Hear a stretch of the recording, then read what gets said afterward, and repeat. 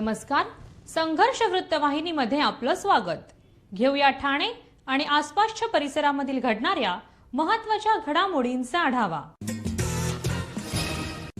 प्रादेशिक मनोरुग्णालयाच्या जागेत विस्तारित रेल्वे स्टेशन आणि मनोरुग्णालयाची विस्तारित इमारत बांधण्यासाठी वृक्षतोड केली जाणार आहे. या परिसराची पाहणी राष्ट्रवादी काँग्रेस शरदचंद्र पवार पक्षाचे जिल्हाध्यक्ष मनोज प्रधान यांनी केली. या पाहणीत हरकती येण्यापूर्वी शेकडो झाडांची कत्तल करण्यात आली असल्याचं उघडकीस आलंय. ही वृक्षतोड करणाऱ्या सार्वजनिक बांधकाम खात्याच्या अधिकाऱ्यांसह डोळेझाक करणाऱ्या ठाणे महानगरपालिकेच्या वृक्ष प्राधिकरण अधिकाऱ्यांवरही गुन्हे दाखल करावेत अशी मागणी मनोज प्रधान यांनी केली आहे. ठाणे प्रादेशिक मनोरुग्णालयातील परिसरामध्ये 1614 वृक्षांपैकी तब्बल 724 वृक्ष तोडण्याचा प्रस्ताव सार्वजनिक बांधकाम विभागाने ठाणे महानगरपालिकेकडे मंजुरीसाठी पाठवला आहे. या प्रस्तावामध्ये 330 वृक्ष थेट तोडण्याची तर उर्वरित 421 वृक्षांचं पुनरोपण करण्याची नोंद आहे. पुनरोपणाचे ठिकाण, देखभाल आणि जगण्याचं प्रमाण याबाबत मात्र कोणतीही स्पष्टता नाही. या वृक्षांमध्ये फणस, कैलासपती, अशोक, आंबा, बदाम, शेवगे, कडुलिंब, चाफा, उंबर यांसारख्या विविध वृक्षांचा समावेश आहे. या संदर्भात मनोज प्रधान यांच्या नेतृत्वाखाली महिला अध्यक्ष सुजाताताई घाग, युवक कार्याध्यक्ष राजेश कदम, मकसूद खान, राजेश साटम, दीपक क्षत्रिय इत्यादी कार्यकर्त्यांनी प्रादेशिक मनोरुग्णालय परिसरात पाहणी केली. तसेच या पाहणीनंतर अधीक्षक नेताजी मुळीक यांची भेट देखील घेतली. या पाहणीमध्ये अनेक ठिकाणी अधिकच वृक्षतोड झाल्याचं निदर्शनास आलंय. अतिशय जुनी झाडंही तोडण्यात आलेली असल्याचं यावेळेस दिसून आलंय. या संदर्भात मनोज प्रधान यांनी म्हटले की देशातील सर्वात मोठे मनोरुग्णालय या ठिकाणी उभे राहणार आहे किंवा रेल्वेचे विस्तारीकरण होणार आहे. याचे आम्हाला कौतुक आहेच, किंबहुना विकासाचे आम्ही स्वागतच करतोय. शहरातील उरलेली शेवटची वनराई नष्ट करण्यात येत असेल तर आम्ही सहन करणार नाही. सर्वात महत्त्वाचे म्हणजे याबाबत विचारणा केल्यानंतर ठाणे महानगरपालिकेचे अधिकारी उडवाउडीची उत्तरं देत आहेत. 24 नोव्हेंबरला वृक्षतोड करण्याबाबत हरकती मागवल्या जात आहेत आणि त्याआधीच झाडे तोडली जात आहेत. झाडांच्या फांद्या तोडायच्या असतील तर परवानगी घ्यावी लागते. इथे परवानगीच्या आधीच कत्तल करण्यात आलेली आहे. सर्वोच्च न्यायालयाचे न्यायाधीश ओक यांनी झाडं तोडणे हे खुनासारखंच आहे असं म्हटलं होतं. सर्वोच्च न्यायालयाचा हा निर्णय असताना देखील जर वृक्षतोड होत असेल तर संबंधितांवरती गुन्हे दाखल करावेत. या संदर्भात आपणच पोलीस ठाण्यामध्ये पत्र देणार आहोत असंही प्रधान यांनी यावेळी म्हटलं आहे. उपवनचा विषय तुम्ही सांगितलं तसं ऑलरेडी गरम असताना ठाणे शहरात या मेंटल हॉस्पिटलच्या आत 734 झाडं तोडण्याचं एक प्रपोजल PWDनी ठाणे महानगरपालिकेला दिलं. ठाणे महानगरपालिकेने 24 नोव्हेंबरला नोटीस दिलेली आहे आणि त्याच्यात ते म्हणतात की 7 दिवसात जर कोणाला ह्याच्याबद्दल काही आक्षेप असेल तर त्यांनी नोंदवावा. आता आज आम्ही 8 डिसेंबरला या ठिकाणी आलोय. म्हणजे तो वेळ संपल्यानंतर 7-8 दिवसात आम्ही आलोय. मी तुम्हाला किमान 100, 150, 200 झाडं दाखवेन जी ऑलरेडी तोडलेली आहेत. मग मला एक सांगा, ही काय ह्या गेल्या 7 दिवसात तोडलेली झाडं आहेत का? तर नाही. हे फक्त दाखवण्यापुरतं नोटीस देणं, दाखवण्यापुरतं वेळ देणं, पण त्यांचं काम तर झाडं तोडण्याचं त्यांनी सुरूच केलेलं आहे. आणि ह्याच्या निषेधार्थ आज आम्ही या ठिकाणी आलेलो आहोत. ते सांगताना असं सांगतात की 303 झाडं ही टोटली आम्हाला तोडायला लागतील आणि 431-34 झाडं ही आम्ही ट्रान्सप्लांट करू. माझा प्रश्न TMCला हा आहे की आत्तापर्यंत कुठलं ट्रान्सप्लांट केलेलं झाड आज जगलंय ते मला दाखवा. या मेंटल हॉस्पिटलमध्ये माझ्याकडे यादी आहे. त्याच्यात 15 झाडं अशी आहेत जी हेरिटेज झाडांमध्ये आहे. आम्हाला दाखवा ही 15 झाडं कुठली आणि ह्या 15 झाडांमधला एकही झाड तर तोडत नाही ना, हेही आम्हाला कळून द्या. साहेब, मी तुम्हाला किती झाडं दाखवतो. मग काही झाडांना तर मला असं वाटतं ते तर कोणी जाणकार माणूस येईल तेव्हा बघेल, काही झाडं काळी पडली आहेत, पानं तुटली आहेत. मी काही केमिकल टाकलं आहे का? महानगरपालिकेशी आज डिस्कशन केल्यानंतर मी या ठिकाणी आलो. त्यांचं म्हणणं आहे की PWDनी झाडं तोडण्याचं प्रपोजल आमच्याकडे दिलेलं आहे, त्याला मान्यता आम्ही अजून दिलेली नाहीये. साहेब, आज माझ्या घराच्या बाजूला जर एक फांदी तोडायची असेल ना तर त्याची मान्यता मला ट्री कमिटीकडनं घ्यायला लागते आणि त्याला दिवसेंदिवस आणि महिने जातात. आज तुम्ही म्हणता की मान्यता दिली नाहीये. चला मी तुम्हाला दाखवतो की किती झाडं कापली आहेत त्यांनी. ओक साहेब जे सुप्रीम कोर्टाचे जज होते आणि ठाणे शहरात राहतात, त्यांनी एक जजमेंट दिलं. त्या जजमेंटमध्ये ते सांगतात की अशा पद्धतीने इतकी जर झाडं तुम्ही तोडली तर तो 302 पेक्षाही मोठा गुन्हा होतो. तर त्या अनुषंगाने माझा तर स्पष्ट विचार आहे की इकडनं PWDला जाब विचारा आणि PWDच्या अधिकाऱ्यांवर, इथल्या कॉन्ट्रॅक्टरवर आणि ठाणे महानगरपालिकेच्या अधिकाऱ्यांवर तो गुन्हा दाखल ताबडतोब करा. जसं म्हटलं की तुम्हाला आपलं प्रादेशिक मनोरुग्णालय अतिशय जुनं आहे, 125 वर्षापेक्षा जुनं आहे. 1901 ची स्थापना आहे आणि त्यामुळे पूर्ण इमारती जुन्या झाल्या होत्या, अडखळ्या होत्या. आणि मार्च 23 मध्ये माननीय उच्च न्यायालयाने ठाणे महानगरपालिकेने स्मार्ट सिटी प्रकल्पाअंतर्गत जागा मागितली होती. 14.83 एकर जागा मागितली होती. रेल्वे स्टेशन, DP रोड आणि रिंग मेट्रोवर या प्रकल्पासाठी जनतेच्या गैरसोयीचं त्यामुळे न्यायालयाने परवानगी दिलेली आहे. आणि त्या परवानगी देताना न्यायालयाने सांगितलं होतं की उच्च न्यायालयाने रुग्णालय जुने झाले, जागा घेतात तर रुग्णालय सुद्धा नूतनीकरण आणि अद्ययावत करणं आवश्यक आहे. त्या अनुषंगाने निम्यांच्या धर्तीवर नवीन प्रोजेक्ट तयार करायला सांगितला आणि तो PWD विभागाने तयार केला असून व आर्किटेक्टनी तयार केला असून तो शासनाला सादर करून परवानगी मागितली आहे. त्यामध्ये नवीन अद्ययावत 3278 बेडचं नवीन रुग्णालय असणार आहे. सध्या 1850 बेडचं आपल्याकडे आहे आणि अद्ययावत सोयीसुविधा असतील, जसं पुनर्वसन केंद्र असेल, डिअडिक्शन सेंटर असेल, नातेवाईकांसाठी राहण्याची सोय असेल, फॅमिली रूम्स असतील, रिलेटिव्ह हॉस्टेल्स असतील, नर्सिंग कॉलेजेस असतील, असे अद्ययावत सगळं टीचिंग इन्स्टिट्यूट असतील, त्याशिवाय न्यूरोलॉजी हा मोठा विभाग असेल, अशा सर्व सुविधायुक्त पुढच्या काही कमीत कमी 50-100 वर्षाच्या दृष्टिकोन ठेवून असं अद्ययावत रुग्णालय होणार आहे. सर्व नागरिकांना आवाहन करण्यात येत आहे की सध्या डासांमार्फत पसरणाऱ्या डेंग्यू या आजाराचा प्रसार रोखण्यासाठी प्रत्येकाने पुढील प्रमाणे कार्यवाही करावी. डेंग्यू आजार एडिस इजिप्ती हा डास चावल्याने होतो. या डासांची पैदास साचलेल्या किंवा साचवलेल्या स्वच्छ पाण्यामध्ये होते. 8 दिवसांपेक्षा जास्त दिवस पाणी उघडे व साचून राहिल्यास त्यात डास अंडी घालतात. अंड्यांच्या अळ्या तयार होऊन पुढे डास तयार होतात. यासाठी आपल्या घरातील पाणीसाठे उदाहरणार्थ बॅरल्स, पिंपे, टाक्या, हौद, रांजणे इत्यादी दर आठवड्याला रिकामे करून घासून पुसून कोरडे करून पुन्हा भरावे. 1 दिवस कोरडा दिवस म्हणून पाळावा. पाणी साठ्यांना घट्ट झाकणे बसवावीत किंवा जुनी साडी, चादर, धोतर यांनी बांधून झाकून ठेवावीत, म्हणजे डास त्यात जाऊन अंडी घालणार नाहीत. घराच्या गच्चीवर, आजूबाजूला, अंगणात कोठेही पाणी साचू देऊ नये. भंगार सामान उघड्यावर टाकू नये. उदाहरणार्थ टायर्स, प्लास्टिक सामान, कुंड्या, टाकाऊ वस्तू इत्यादी. अशा सामानात पावसाचे पाणी साठून त्यात डेंग्यूच्या डासांची पैदास होते. घरातील कूलर्स, फ्रीजच्या पाठीमागील ट्रे हे देखील वेळोवेळी कोरडे करावेत. लक्षात ठेवा, नुसत्या फवारणीने डास घनता कमी होत नाही, तर त्यासाठी डास पैदास ठिकाणे नष्ट करणे ही आपल्या सर्वांची जबाबदारी आहे. कोणताही ताप अंगावर न काढता जवळच्या शासकीय रुग्णालयात मोफत औषधोपचार घ्या. अशा प्रकारे नागरिकांनी सहकार्य केल्यास डेंग्यूचा प्रसार रोखणे सहज शक्य आहे.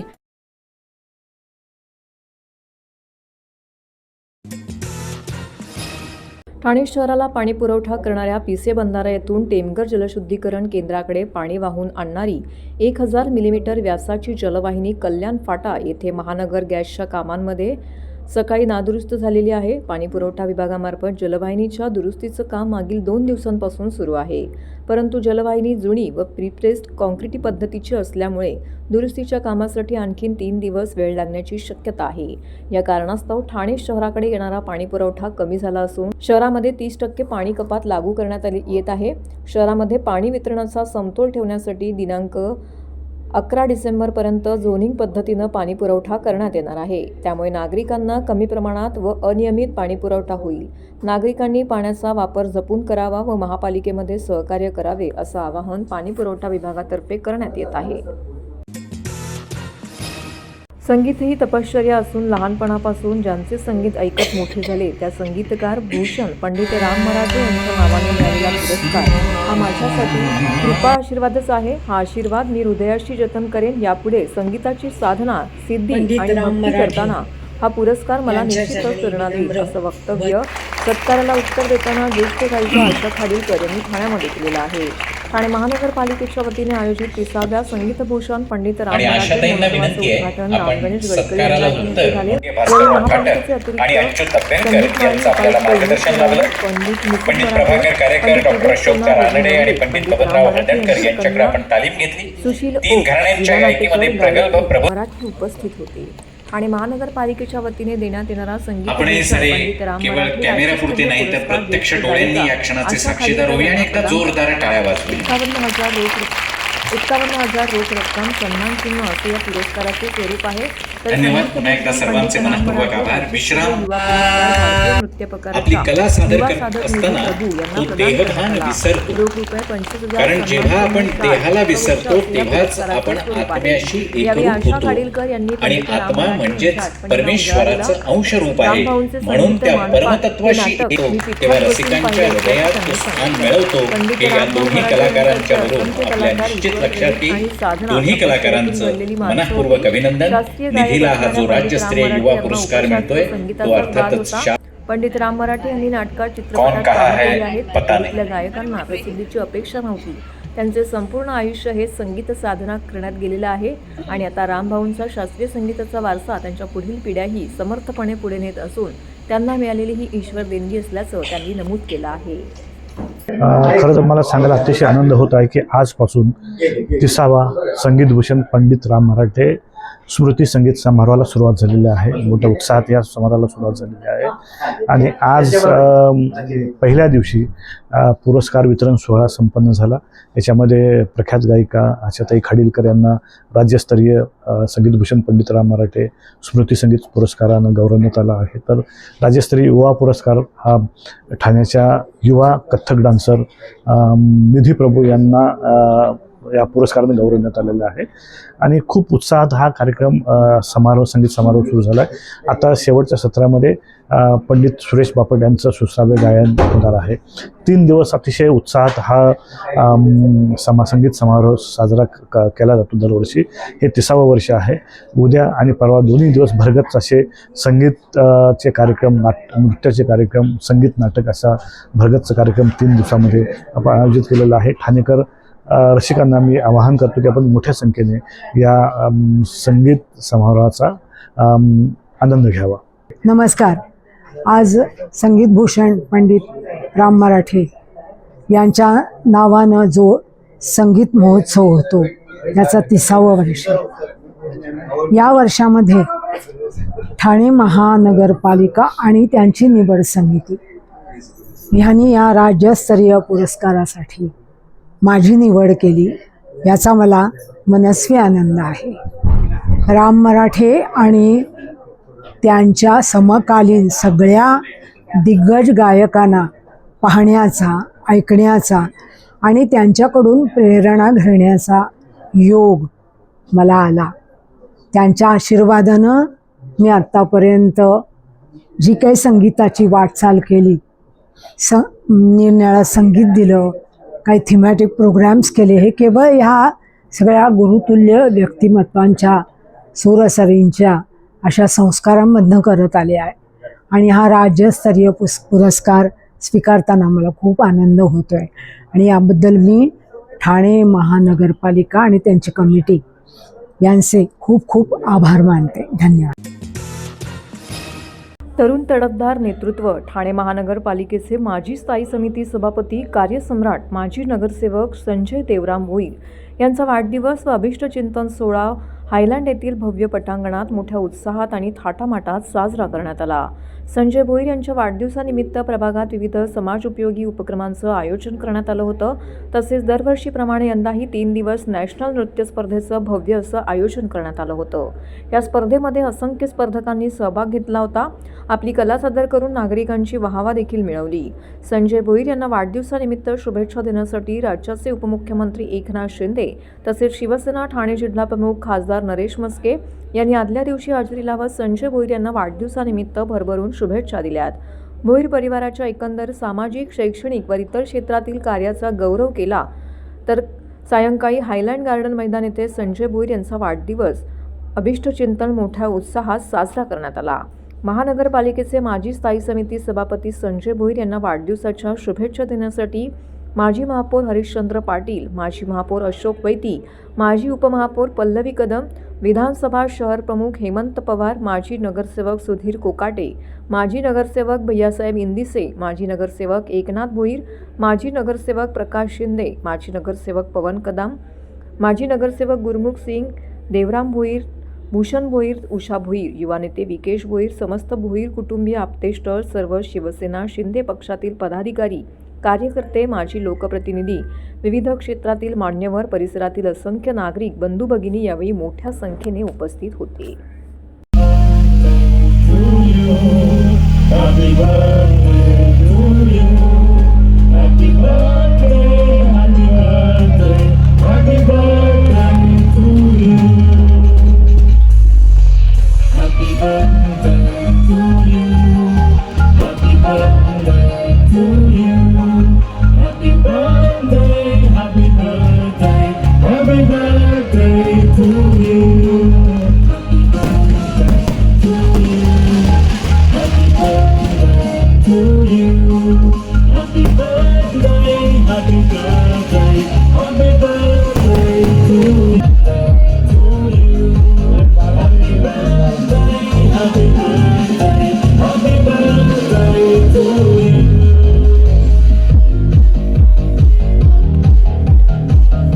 विकासाच्या सूर्याला, तेजस्वी रूपाला, आपल्या माणसाला, हक्काच्या माणसाला सन्माननीय संजय दादा भोईर यांना वाढदिवसाच्या लाख लाख शुभेच्छा.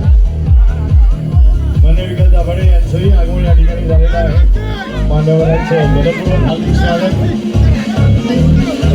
माननीय विभाग प्रमुख अमितजी जयस्वाल यांचे आगमन या क्षणी वाढदिवसाच्या अभिनंदन सोहळ्यात झालेलं आहे. त्यांचं हार्दिक स्वागत.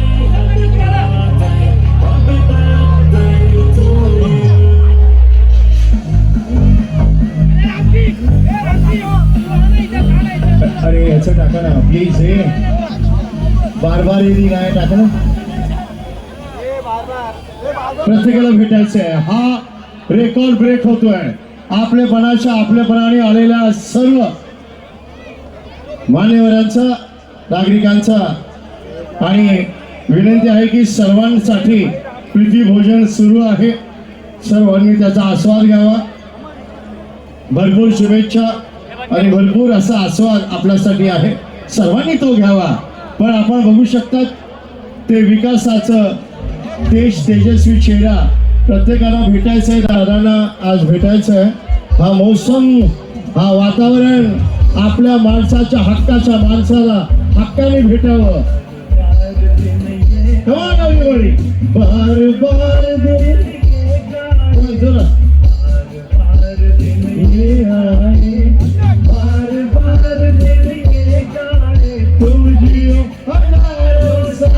ये मेरी है आरज़ू. Happy birthday to you, happy birthday to you, happy birthday to me, happy birthday to you. बार बार दिल में आए, बार बार दिल ये गाए, तुझी विनंती आहे ज्यांनी शुभेच्छा दिल्या असतील त्यांनी जरा शुभेच्छा दिल्या ताबडतोब व्यासपीठ खाली करावं. पत्रकार मंडळी सर्व आपण आपल्यापर्यंत आलात. दादांशी बोलणं महत्वाचं आहे. एक फोटो तर बनता यार, पण शुभेच्छा दिल्यावर आपल्या प्रीती भोजनाचा आस्वाद घ्या. विनंती आहे प्लीज जरा सर्वांचं स्वागत. मंडळी चुकून आमच्याकडून नाव राहून गेलं तर माफ करा. प्यार से जो आने वाले सभी हमारे मेहमानों का हार्दिक स्वागत है. वो दादा ही है जिनके नाम पे ही वादा लिखा है. इसके लिए एकच वादा, आपले संजय दादा. थोडा वेळ लागेल मंडळी.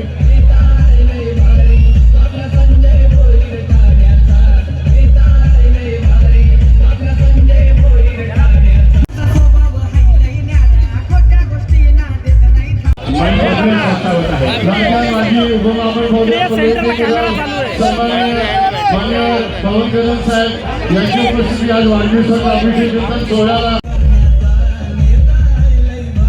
लांबूनही ओळखता येतं.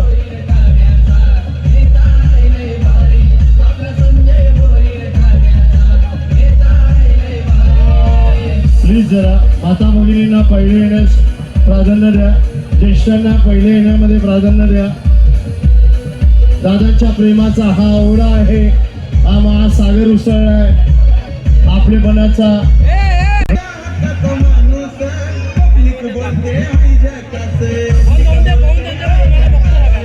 आज या विभागातील प्रभागातील नागरिक आहेत, ठाणे शहरातील प्रत्येक विभागातील नागरिक आहेत. सर्वांचे पाय आज या हायलँड गार्डन हायलँडच्या मैदानाकडे वळत आहेत. वहिनी प्रत्येकांचं स्वागत करताना दिसत आहेत.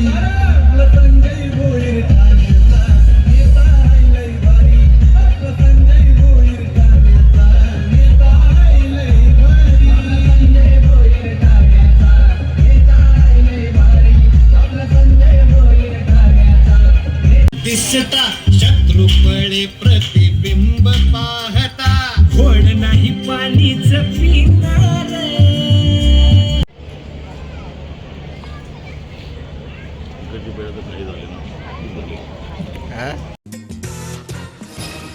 मस्क्युलर डिस्ट्रॉफी हा दुर्मिळ आजार असला तरी या मुलांची इच्छाशक्ती अत्यंत प्रबळ आहे.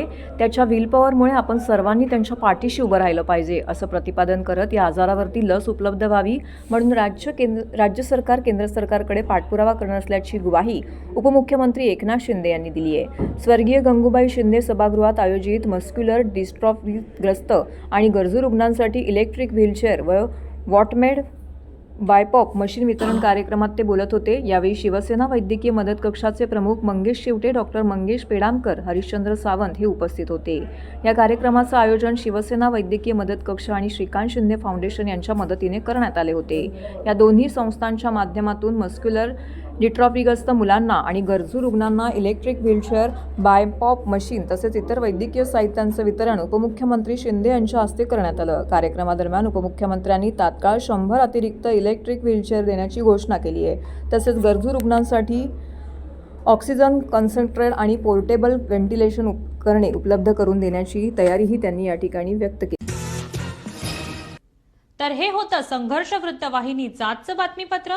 उद्या पुन्हा भेटू याच वेळी याच ठिकाणी ताज्या घडामोडींसह. तोपर्यंत नमस्कार.